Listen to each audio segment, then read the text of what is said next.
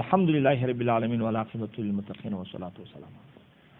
اما بعد فاعوذ بالله من الشيطان. وإذا أخذنا چې موږ واخیستې من النبیین د نبیانو څخه میثاق وعدهم د دوی ومنک ستاسو من نوح د نوح سو ابراهیم د ابراهیم سو موسی سو عیسی ابن مریم سو. طالبانو دلته ګوري زموږ علماو لیکلي دي وایي تخصیص بعد التعمیم چې راشي دا دلیل د اشرفیت دی د دې خاص.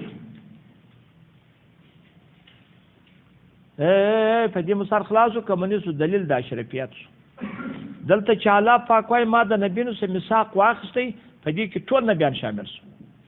لیکن دلته چې ومنک ومن نوح و ابراهیم و موسی و عیسی ابن مریم دا چې ول دا راخاص کل معلومه دا سو چې دا په ټول رسولانو کې بیا تر ټول اعلی دي. نو دغه اولو العزم نبیان دي. دغه څوک دي اولو العزم دا پنځه نبیان منک ته رسول د خدای یاو ما مخکې درته نوح علیه السلام ابراهیم علیه السلام موسی علیه السلام عیسی ابن مریم عیسی دا څو دا پنځه نبیان ځکه خو تخصیص څوک راغی بال تعمیم هلته بل ځای ما درته ویلې مې حواله دلته درکړې اوس چې خو یوازې مراغي او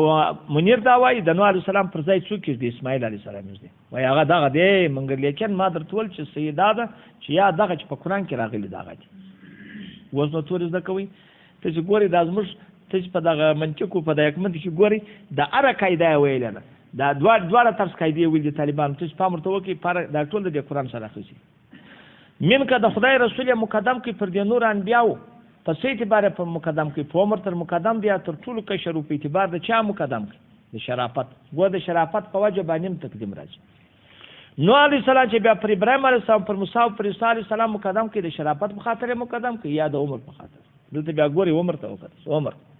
ابراهیم علیه السلام ګور بیا دوا د سبحان الله واجب قرآن دی. ابراهیم علیه السلام چې بیا پر موسی او پر عیسی علیه السلام مقدم کوي بیا هم تقدیم دی د عمر هم د شرافت شرافت دواړو ته نظر اوس. موسی علیه السلام چې پر عیسی علیه السلام مقدم کوي هم د دواړو شرافت اوس هم په عمر پر مشر دی هم په شرافت ما به خبره مثال خلاص وکړم نو خلاص ګوري نو دا څوک سو دا لازم دا ورته ګوري اول په اعتبار د چا سو د شرافت سو یوازې دوم په اعتبار یوازې د عمر سو دریم څلرم پر دا ورسته باندې په اعتبار د چا سو هغه د عمر او د شرافت د دواړو سو. لیکن ترتیب دا رقم دی یا نور دغه رقم دی ما چې نوح علیه السلام تر عیسی علیه السلام وروسته راوړ نوح علیه السلام چیرې وځي تر عیسی علیه السلام وروسته راوړ چې وروسته راوي بل اولو العزم نبیان په دوی کې بیا اول رسول الله دی تر ټولو مخکې پسې ابراهیم علیه السلام پسې موسی علیه السلام پسې عیسی علیه السلام پسې نو په خبره باندې پوز از ما چې هغه دلته راوي دغه څوک چې دا اولو العزم نبیان دي او ترتیب هم دغسې دی دغه فلسفه ده دغه تقدیمونه دي چې دغه ته چې نو کوي پام پر وکړي طالبانو ډېره غټه خبره ده. او د عیسی علیه السلام سره په قرآن عظیم شان کې دا یو ځای درته وایم هر ځای چې عیسی علیه السلام راوي هغه یو ځای ماشاءالله نور ابن مریم ورسره وایي مالدار دې دپاره چې دوی ویل عیسی علیه السلام د خدای زوی دی نو الله وایي که زما زوی وایي نو مریم به زما مینه وایي او د مینې نوم سړی په بانډار کې نه اخلي نو د په قرآن کې واخیستې معلومه دا سو چې دا زما مینه نه ده.